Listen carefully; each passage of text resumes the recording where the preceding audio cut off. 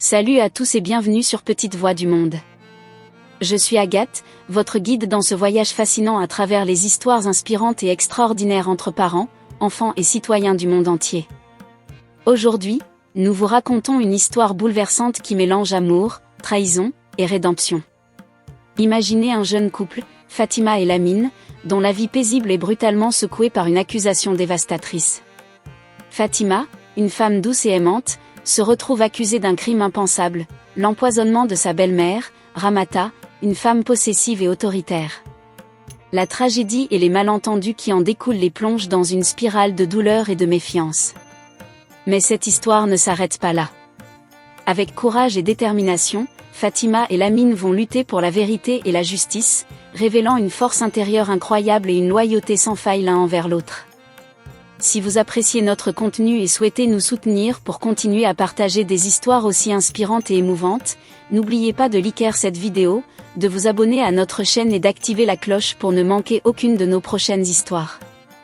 Préparez-vous à être touché par une histoire de résilience et de véritable amour. Restez avec nous jusqu'à la fin pour découvrir comment Fatima et Lamine surmontent l'adversité et construisent un avenir radieux ensemble.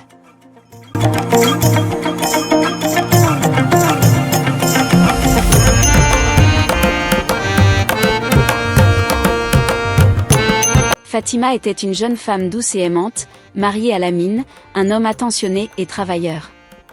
Leur mariage était un exemple de bonheur et d'harmonie, mais ce bonheur était terni par la présence oppressante de Ramata, la mère de Lamine. Ramata était une femme possessive et autoritaire, jalouse de l'affection que son fils portait à sa femme. Elle critiquait constamment Fatima, trouvant toujours une raison pour la rabaisser ou la blâmer.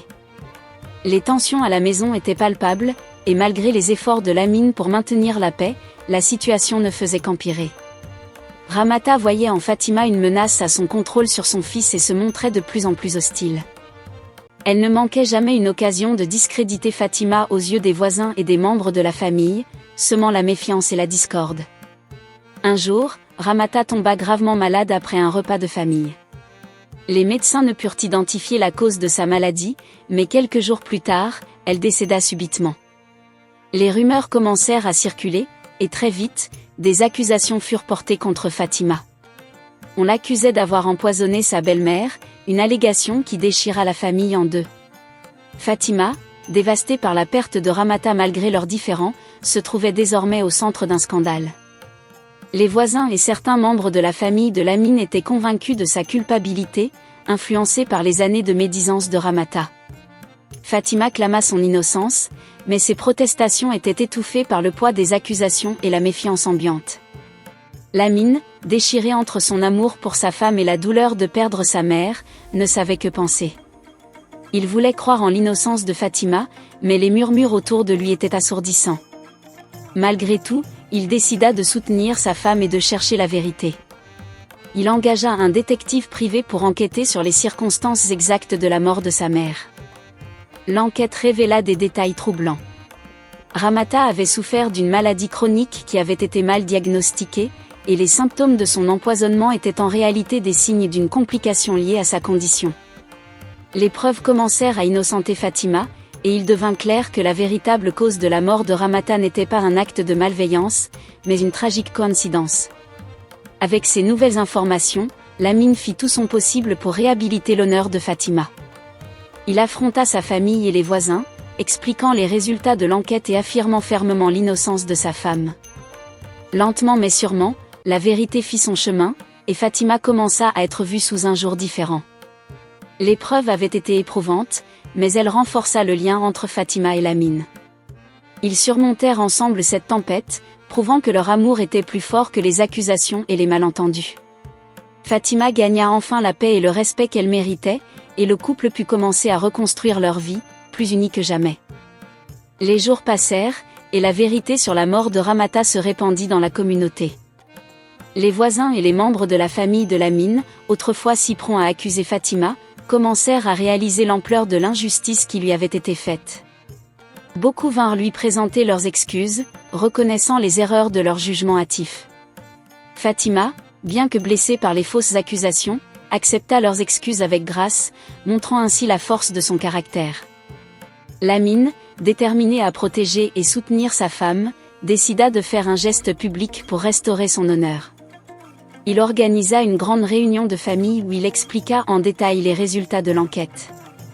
Il parla avec passion de l'innocence de Fatima et de l'importance de ne pas se laisser emporter par les rumeurs et les préjugés. Son discours émut les cœurs, et beaucoup furent touchés par sa loyauté envers sa femme. Cependant, il restait encore des défis à surmonter. La relation entre Lamine et certains membres de sa famille, notamment ceux qui avaient été les plus virulents dans leurs accusations, était gravement endommagée. Lamine comprit que le pardon et la réconciliation prendraient du temps.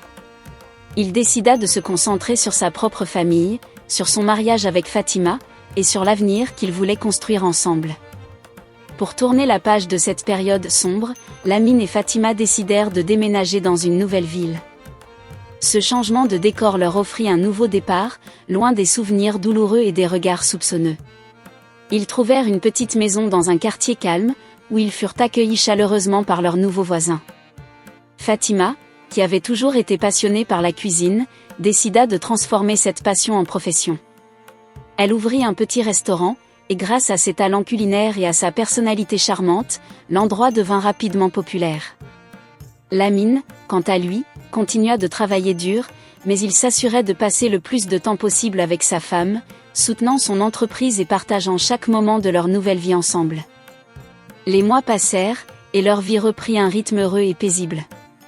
Ils faisaient de nouvelles connaissances et bâtissaient des amitiés solides. Fatima, libérée du poids des accusations passées, rayonnait de bonheur et de satisfaction. Elle se souvenait parfois des épreuves qu'elle avait traversées, mais elle ne faisait que renforcer sa gratitude pour la vie qu'elle menait désormais. Un jour, alors qu'elle fermait son restaurant après une journée particulièrement réussie, Fatima reçut une visite inattendue. C'était la sœur de Lamine, qui, malgré tout ce qui s'était passé, avait décidé de venir leur rendre visite. Elle avait entendu parler de leur nouvelle vie et voulait voir de ses propres yeux comment ils allaient. Les retrouvailles furent émouvantes, marquées par les larmes et les pardons sincères. Ce fut le début de la reconstruction des ponts avec la famille de Lamine. Au fil du temps, les relations familiales s'améliorèrent, et Fatima et Lamine réussirent à intégrer les valeurs de pardon et de compréhension dans leur vie. Leur histoire, autrefois marquée par le drame et la méfiance, devint un exemple de résilience et de force. Ils avaient prouvé que l'amour et la vérité pouvaient triompher des plus sombres des tempêtes, et que le véritable bonheur résidait dans le respect mutuel et le soutien indéfectible. Avec cette nouvelle paix retrouvée, Fatima et Lamine purent enfin envisager l'avenir avec optimisme. Ils décidèrent de fonder une famille, prêts à offrir à leurs enfants un foyer rempli d'amour, de sécurité et de bonheur. Leur voyage, bien qu'empreint de défis, était un témoignage vibrant de la puissance de l'amour et de la vérité.